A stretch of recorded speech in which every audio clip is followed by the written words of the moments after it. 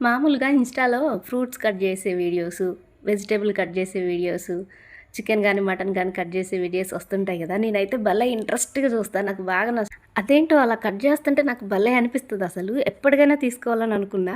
అయితే మామూలుగా మీషోలో చూస్తుంటే అసలు సేమ్ అలానే కనిపించాయి. షాక్‌లయితే చూసారా ఎంత షార్ప్ ఉందంటే మామూలుగా లేదు.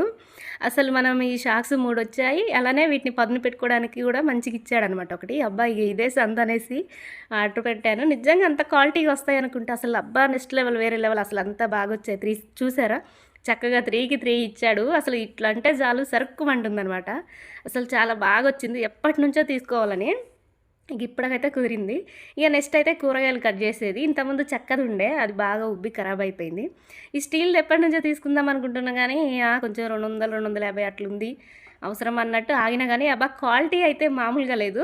అసలు ఇది మన సెల్ఫ్ బండకు గూడా ఇట్లా అతికించుకొని పెట్టుకోవచ్చనమాట. అలానే చపాతీ పిండి గూడా కలుపుకోవచ్చట. 2 ఇన్ 1 చాలా